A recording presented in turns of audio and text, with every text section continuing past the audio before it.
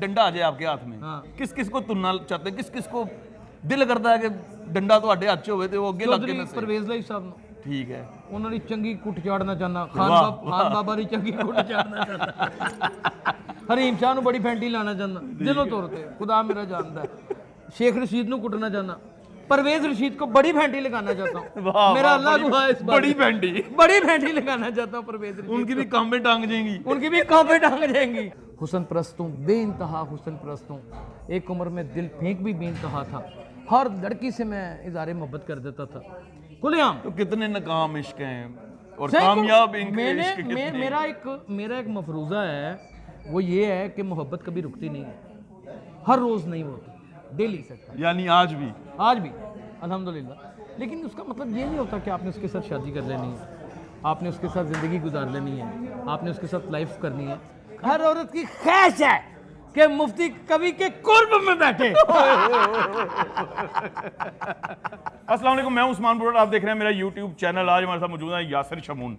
बहुत बड़ा नाम है और ये नाम एकदम उभर के आया। इसके पीछे की कहानी सुनते हैं। मैं तो जानता हूँ कि यासिर भाई को बहुत टाइम लगा है। यासिर भाई से जानते हैं कि कितना टाइम लगा, कितनी स्ट्रगल करनी पड़ी इस नाम को ऊपर लाने के लिए।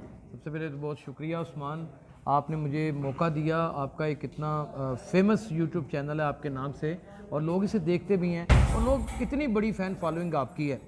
और उस्मान बुलट तो खैर मेरे सगे छोटे भाइयों की तरह हैं। मेरी ज़िंदगी जबरे मुसलसल में आपके सामने कटी है। मैंने इसी सहाफ़ती दौर में जेलें भी काटी हैं, चौधरी इफ्तिखार साहब को बहाली मुहिम में। मुझे तकरीबन 25 साल हो गए हैं सहाफ़त करते हुए। आपकी एज कितनी है? मैं 45 साल का हूँ। 20 साल की उम्र से आपने स्ट्रगल शुरू कर दी? 19 साल की उम्र में स्ट्रगल शुरू कर दी। वालदैन भी सहाफ़ी थे, वालदा भी सहाफ़ी थी। यानी आप 7 नस्लों से सहाफ़ी हैं? 7 नस्लों से सहाफ़ी, बहन भी सहाफ़ी, बहनोई भी सहाफ़ी, यार दोस्त भी सारे सहाफ़ी। वाह, क्या बात है, क्या बात है। बहुत बड़ा नाम आपने सुना होगा इमरान खान साहब का, इस वक्त एंकर पर्सन है, कौन नहीं जानता उनको। मेरे ख्याल में इस वक्त अगर कोई गिने चुने बिल्कुल क्लियर माइंडेड और लोगों के साथ दो टोक बात उनको पहुंचाने वाला कोई एंकर पर्सन है तो इमरान खान। अल्हम्दुलिल्लाह। वो मेरे सामने आए थे और उन्होंने इतनी स्पीड से तरक्की की, वो मेरी इंस्पिरेशन भी थे। और एक्सप्रेस न्यूज़ में उन्होंने ज्वाइन किया एज ए रिपोर्टर और क्राइम की बीट वो करते थे। और 1122 के बाहर धमाका हुआ था। वो कोई भी रिपोर्ट करते थे, वो क्राइम बन नहीं जाता था। वो क्राइम बन नहीं जाता था। वो एक दलेर तरीन रिपोर्टर थे। खैर अल्लाह ताला ने ये अपनी एक वंड शंड रखी होती है, उनको इतना मुकाम और इतना नाम दिया, उनकी वजह से हमारा भी नाम हुआ। अचानक दौर बदल गया उस्मान भाई, बड़े भूखों के दिन आ गए, 6-6 महीने तनख्वाही ना मिलनी, ये सब पता है हमारे कलीग्स को। ये मेरे ख्याल से 2012-13 के बाद एक बड़ा बहरान आया, बिल्कुल बड़ा बहरान आया और ऐसा बहरान आया कि उसके बाद कुछ भी नहीं बचा। सहाफ़ियों के कट्स लगाने शुरू कर दिए, उनको नौकरियों से निकालना शुरू कर दिया। मुतादिद टीवियों में काम किया, अगर पीटीवी में काम किया तो वहाँ पे भी पैसे रोक लिए गए। अगर मुख्तलिफ अखबारात में काम किया तो 3 महीने की सैलरी है तो 1 महीने की सैलरी दे दी गई। तो समझ नहीं थी लगती कि किस तरह ज़िंदगी गुजारनी है। दोस्त आ लिया मैं डिल्लू भाई है, सगे भाइयों से भी बढ़ के है, उसका चैनल था लीडर। उसने कहा यार इन्हें चलना दे है कोई नहीं, चल तू ही चला इन्हों, थोड़ा जा कोशिश कर। मैं और हाफिज़ तारक साहब हमारे दोस्त ने, हमने कोशिश की। वहाँ पे बस एक वो हेलमेट वाली लड़ाई हुई है मेरी, हेलमेट पहनाने पे। वहाँ से अल्लाह ताला ने मुझे शोहरत दी है।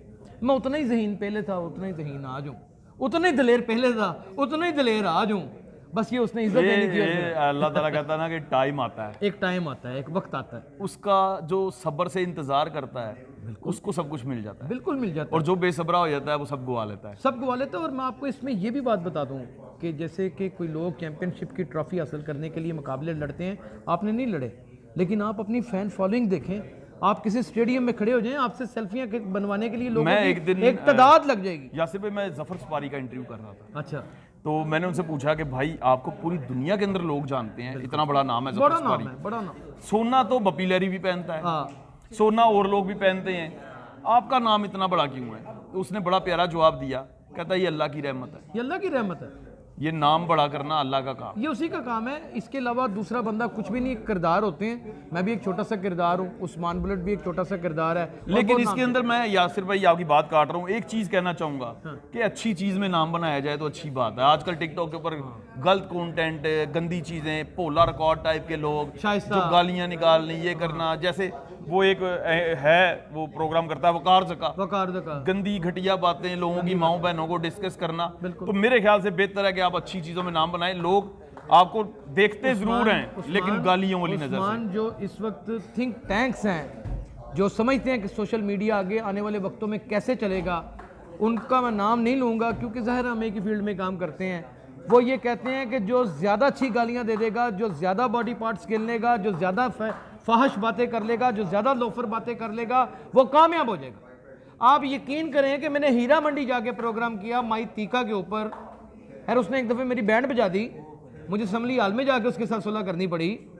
माई तीका एक ये सवाल है मेरी लिस्ट में। हाँ जी। कि आप क्या नाम है, कॉल गर्ल्स के ज्यादा इंटरव्यूज करते हैं, ज्यादा इंटरव्यूज आप नशइयों के करते हैं, इसकी कोई खास वजह? इसकी दो बहुत बड़ी वजूहत ताकि लोग इससे दूर रहें या ये क्या? मैं एक तो अवेट करना चाहता हूँ लोगों को कि ये चकला ही है ना एक, बिल्कुल, चाहे औरतों का है चाहे वो मर्दों का है, इसके गिर्द जो घूमना शुरू हो जाता है वो इसकी गर्दार से निकल नहीं सकता किसी भी सूरत। इसकी हकीकत क्या है, इसका एंड क्या है, इसका एंड क्या ये है? आप लोगों को दिखाते ये लोगों को दिखाना चाहता हूँ और फिर मैं ये लोगों को बताना चाहता हूँ कि जो सड़कों के ऊपर लड़कियाँ अपना जिस्म फरोख्त करने के लिए पेश कर देती हैं, वो कितनी बड़ी मुजाहिद हैं कि उनको पता ही नहीं उनका गाहक कोई साइकी है, कोई पागल है, कोई जहनी वो मरीज आगे है। जाके उसका गुर्दा निकाल लेगा, क्या करेगा? निकाल लेते और हैं होता है ऐसे वाकया तुम्हें? 90% गुर्दे निकल आते हैं लोगों के। अब तो वो चाइना से वो पेपर आ गए हैं जिसके ऊपर वो कहता है जिगर का पीस काट लिया जाता है और लोग मर भी जाते हैं। अक्सर नहरों में से लाशें बरामद होती हैं। ये वही लोग होते हैं या वो लोग होते हैं जो अपनी मशूकों से मिलने जाते हैं, घरों में भाई पकड़ लेते हैं। तो इस तरह की चीज़ों से बचाने के लिए माशरे की ये छुपी हुई जराइम है जिनको मंजर आम पर इसलिए लाया जाता है जिससे पुलिस इदारे बेनिफिट उठाते हैं और पैसा कमाते हैं और हमारी करप्शन का एक नया दौर चल निकलता है और हमारी जो नौजवान नस्ल है वो इसकी चक्की में पिसती चली जाती है। अच्छा, यासिर शमून जो है ये अपने अंदर एक इन्वेस्टिगेटर है। बिल्कुल, ये खुद इन्वेस्टिगेशन शुरू कर देता है, इसकी क्या वजह है? हालांकि ये तो पुलिस का काम है। देखिए मैं आपको एक बात बताऊं, जब इदारे काम नहीं करते ना तो तब तजिया निगार और रिपोर्टर्स अपना वो वाला फ़न दिखाते हैं जो उसके अंदर छुपा होता है। रिपोर्टर एक माशरे की आंख तो होता है लेकिन वो एक पूरे माशरे का मुकम्मल सतून भी होता है रियासत का। जब वो एज ए सतून वर्किंग करता है ना, तो ये मैं आज आपके प्लेटफॉर्म से बता दूं कि पाकिस्तान का शनाख्ती कार्ड नंबर के ऊपर खानदान एक नंबर होता है शुरू में। बिल्कुल, वो सब 35202 35309। अगला जो दो नंबर होते हैं ना वो आपका पुलिस ऑफिसर नंबर होता है। बिल्कुल, आप इंतजामी उमूर के पुलिस ऑफिसर होते हैं अगर आपका शनाख्ती कार्ड बना हुआ है। आप दफ़ा 44 के तहत वज़ीर आज़म पाकिस्तान को शक शुबे में 24 घंटे के लिए यहाँ से पकड़ के गिरफ्तार कर सकते हैं, लेकिन उसके लिए दो शख्सियात, कोई इमाम मस्जिद या कोई मोतबर शख्सियत का होना बहुत ज़रूरी है एज ए एविडेंस। इधर खरबों वाला चोर नहीं अंदर जाता। भाईजान क्या बात मैं कर रहे हैं? आपको आइन की बात बता रहा हूँ, आपको ज़ाब्ते की बात बता रहा हूँ, कानून की बात बता रहा हूँ। हम कोशिश करते हैं। इधर हरीम शाह जैसी घटिया औरतें पूरी गवर्नमेंट को लेके बैठी हैं कि हम ये कर दिया, अभी आपका उसने क्या ख्याल है? आगे पैसे रखे नहीं, नहीं, आप मुझे और ये- मैं पैसे लेके बाहर आ गई हूँ, नहीं, इतने नहीं। पैसे मुझे किसी ने नहीं रोका। उसके ऊपर क्या किया है इन्होंने? नहीं, ये तो सारी मेरा जो अपना ज़ाती तजर्बा है ना, ये हरीम शाह का ये जो स्टंट था ये चलवाया गया है किसी ख़ास बड़ी खबर से नज़र हटवाने के लिए। अदरवाइज हरीम शाह कोई करैक्टर ही नहीं है, वो सिंपल एक कॉलगर। आप भी एक करेक्टर हैं आप भी एक करेक्टर हैं जो लोग आपको। और एक चीज़ लोग जानना चाहते हैं भाई कि आप इसी तरह लोगों से सवाल पूछते हैं और गुस्से में रहते हैं, क्या यही ज़िंदगी है? बच्चों के साथ कैसे है?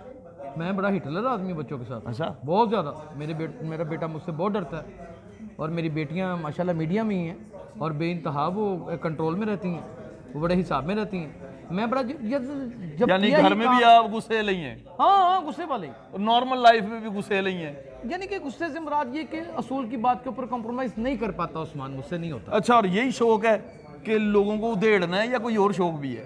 वो नहीं, और भी हैं, वो कल दसांगे ना तुम सारे सामने नहीं दस लेके शौक सारे ही हैं। चेस बहुत अच्छी खेलता हूँ, किताब पढ़ने का बहुत शौक है। चेस का कोई भी बड़े से बड़ा प्लेयर आ जाए, हाँ किताब ये तो पढ़ने सबके सामने बताने वाले हैं भाई। नहीं, ये सबके सामने नहीं, अकेले बताने वाले जो शौक है। अच्छा म्यूजिक सुनता हूँ, हुस्न परस्त हूँ, बेइंतहा हुस्न परस्त हूँ। एक उम्र में दिल फेंक भी बेइंतहा था, हर लड़की से मैं इज़हार मोहब्बत कर देता था खुलेआम। तो कितने नाकाम इश्क हैं और सही कामयाब को- इनके मैंने इश्क कितने हैं? मेरा एक मफरूज़ा है, वो ये है कि मोहब्बत कभी रुकती नहीं है, हर रोज़ नहीं होती, डेली एक नई मोहब्बत की ब्रेकें फेल होती हैं। ब्रेकें फेल होती हैं। मैं अभी थोड़ी देर पहले भी किसी से इतनी उसकी तारीफ करने के बाद इज़हार मोहब्बत करके आया हूँ कि मैं आपको बता नहीं सकता। यानी आज भी आज भी अल्हम्दुलिल्लाह। लेकिन उसका मतलब ये नहीं होता कि आपने उसके साथ शादी कर लेनी है, आपने उसके साथ ज़िंदगी गुजार लेनी है, आपने उसके साथ लाइफ करनी है। ये वो मोहब्बत होती है कि किसी की खूबसूरती को आप एक्सपोज कर दें, बताएं कि यार ये खूबसूरत अच्छा एक चीज पूछा हूँ, मौलवी कवि का इंटरव्यू करने का आपको मौका मिले क्या ये पूछना है। चाहेंगे? 5 इंटरव्यू किए उसके। अच्छा उन्हें नहीं गंदियां गल्लां कीतियां मैनूं आखिर वो कहना मुफ्ती हर औरत की ख्वाहिश है कि मुफ्ती कवि के कुर्ब में बैठे। अच्छा ख्वाहिश क्या है, किसका इंटरव्यू करें? मेरी जो सच्ची ख्वाहिश है वो 2 बंदे हैं और दोनों ही इमरान खान है।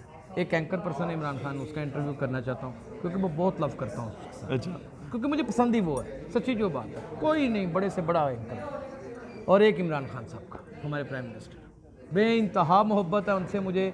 मैं उनका और बहुत आपके बड़ा हाथ में चमचा डंडा आ हूं। जाए, डंडा आ जाए आपके हाथ में, हाँ। किस किस को तुनना चाहते हैं, किस किस को दिल करता है कि डंडा तो हाथ च होवे ते वो अगे लग के चौधरी नसे? परवेज लाई साहब ਨੂੰ ठीक है। ਉਹਨਾਂ ਦੀ ਚੰਗੀ ਕੁੱਟ ਚਾੜਨਾ ਚਾਹੁੰਦਾ, ਵਾਹ, ਖਾਨ ਬਾਬਾ ਦੀ ਚੰਗੀ ਕੁੱਟ ਚਾੜਨਾ ਚਾਹੁੰਦਾ, ਹਰੀਮ ਸ਼ਾਹ ਨੂੰ ਬੜੀ ਫੈਂਟੀ ਲਾਣਾ ਚਾਹੁੰਦਾ ਦਿਲੋਂ ਤੌਰ ਤੇ, खुदा मेरा जानता है। शेख रशीद ਨੂੰ ਕੁੱਟਣਾ ਚਾਹੁੰਦਾ, परवेज रशीद को बड़ी फैंटी लगाना चाहता हूँ। वाह, मेरा वाह, अल्लाह बड़ी- दुआ है इस बात बड़ी में। फैंटी। बड़ी फैंटी लगाना चाहता हूँ परवेज रशीद उनकी भी कामें टांग जाएंगी। को। उनकी भी कांपे टांग जाएंगी। मुझे फयाजुल हसन चौहान भी पसंद है। अच्छा हाँ वो साफ आदमी है, खुदा जानता। बाकी जेड़ा जेड़ा हथे आवे अल्लाह खैर है। अच्छा इन लोगों को क्या पैगाम दे? नशे के ऊपर हम बात कर रहे थे कि आजकल बहुत ज़्यादा नशा शुरू हो गया है, मुख्तलिफ चीज़ों में नशा ढूंढा जाता है, यहाँ तक कि प्लांट्स के अंदर भी कुछ ऐसे पौधे हैं पौधे हैं जिनका नशा इस्तेमाल किया जा रहा है और गवर्नमेंट को अभी तक उसका पता भी नहीं है। पता भी नहीं है। तो उन नशइयों के लिए कोई पैगाम देना चाहते हो? देखिए मैं उन नशियों के लिए क्या पैगाम दूँ, वो तो दुनिया से ही खारिज हैं, उनको तो पता ही नहीं है कि उनके साथ हो क्या रहा है। आपकी प्रोग्राम में एक नई चीज़ दे देता हूँ कि छिपकलियों को चाटना, मेंढकों को चाटना, ये इतना ख़तरनाक, इतना जलीला नशा है कि ये नशा करने वाला 6 महीने से ज़्यादा ज़िंदा नहीं रहता। और ये नशा इतनी बड़ी तादाद में मुगलपुरे के पास, शालामार बाग के पास लोग कर रहे हैं और ये पुलिस के नोटिस में ये है। बात मैंने आज सुनी है। ये मैंने आपको बता दी, ये कर रहे हैं, ये बात पुलिस के नोटिस में है, ये फूड अथॉरिटी के नोटिस में है, ये बात हेल्थ डिपार्टमेंट के नोटिस में है, ये बात एनवायरनमेंट वालों के नोटिस में है, ये बात इंटेलिजेंस के नोटिस में है, लेकिन हो कुछ नहीं रहा। लोगों के अच्छा बच्चे यासिर तबाह हो रहे हैं। भाई उन बच्चे बच्चियों को कोई पैगाम जिन्होंने अभी ये नशा शुरू किया है और अभी वो संभल सकते हैं? उनके लिए बस एक सिंपल सा पैगाम ये है कि ये वो चक्की है जिसमें आप दाने की सूरत में एक दफ़ा चले तो जाएंगे, लेकिन जब निकलेंगे तो पिस के निकलेंगे। अगर बच गए तो इंसानों में नहीं गिने जाएंगे, और अगर ना बचे तो फिर आपकी ज़िंदगी तो हराम थी ही, आपकी आकबत भी तबाह है। तो कोशिश करें कि अपने आप को उस तरह की सज़ा दें जो काबिल कबूल हो। इश्क में अगर हार गए हैं तो इश्क खुदा से कर लें, कभी भी नहीं हारेंगे। बेशक बेशक। आपने तो जो तजवीज़ करते हैं ना पनिशमेंट, मुझे वो बड़ी पसंद है। अगर वो उसमें से किसी एक के ऊपर इम्प्लीमेंट हो जाए ना, मेरा नहीं ख्याल आने वाले 10 साल भी कोई शख्स जुर्म करेगा। बेशक। लेकिन कौन करेगा मुझे आप ये बताएं। अच्छा, आपने यासिर इतनी भाई- सी बात की थी आपने अपनी वीडियो में, मैंने नीचे कमेंट पढ़ा कि यार ये बड़ी आमर शख्सियत का आदमी है, जबकि मैं इसे जानता हूँ कि वो इतना पोलाइट आदमी है, इतना सखी आदमी है, वो दे के पूछने वाला नहीं है, मुड़ के नहीं देखने वाला, और उसने 2 मिनट में एक लफ्ज़, एक खिताब दे दिया। कोई डिक्टेटरशिप अपने सर पे लेने के लिए तैयार नहीं है। ये निज़ाम ठीक नहीं होना, आपने ठीक होना खुद ही। सबसे पहले इंसान बने, उसके बाद एक प्रोडक्ट है उसका नाम है मज़हब, जौन सा मज़हब पसंद आए वो अपने अंदर डालें। फिर उसके बाद एक प्रोडक्ट है इल्म, जौन सा इल्म आप डालना चाहते हैं, सूफीज़म डालना चाहते हैं वो डालें, दुनियावी इल्म डालना चाहते हैं वो डालें, और अगर आपने कोई लिटरेसी हासिल करनी है तो वो डालें, और अगर आपने कुछ भी नहीं बनना तो कम से कम बंदे के पुत्र बन के जिंदा रहें। बहुत बहुत शुक्रिया यासिर भाई, बहुत मज़ा आया आपसे बात करके, आवाम को भी पसंद आया होगा। बहुत बहुत शुक्रिया जी आप लोगों का। अल्लाह ताला आपको, आपकी फैमिली को, आपके घर वालों को सबको खुश रखे। अल्लाह हाफ़िज़। अल्लाह